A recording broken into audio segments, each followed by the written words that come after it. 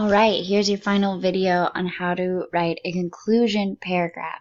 So remember, you're writing a 3-paragraph essay for me. You know how to write a introduction paragraph that goes from broad to specific. You know how to write a body paragraph, and now we're learning how to write a conclusion paragraph. This, instead of going from broad to specific, is going from super specific, making your argument, to broad.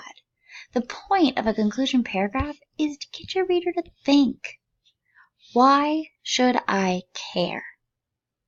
Alright? So before you can get them to think, you first need to restate your thesis. Restate that thesis, and you have to have the title and author in the restatement, because we are going to be the most specific we ever are right here. You're going to restate the thesis with the title and author. You're then going to start reviewing the evidence, reminding them of what you presented. Why is your case awesome? You are going to do this in your own words. I do not want to see quotations here. And finally, you're going to take it to the world. I like to call this a TTW. You are going to make a statement that's broad, broad, broad. Remember, this base of the triangle means broad. On why your argument matters. You want to leave the reader thinking about something. Let's go see what this 7th grader did. So, start out by restating the thesis. I'm going to use my green highlighter to show. Rude, the midwife from Terry Peters' article, Midwife Rides Inflatable Swan Through Flood to Deliver Baby, is the biggest hero of Hurricane Harvey because she risked her life to bring life into this world. Okay? Wonderful.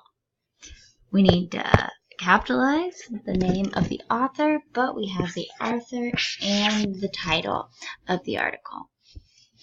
We also make the argument that she's the biggest hero. And she also used different words. She said that she risked her life to bring life into this world. That's so poetic. And it's different from she's the biggest hero of Hurricane Harvey because she went the extra mile to help others. It's similar, but she used different language to prove her point. It's really nice.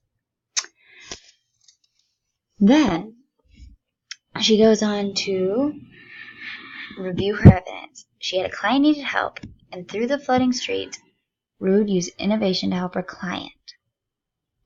Rude faced raging rapid waters on a dinghy ripe to save 2 lives.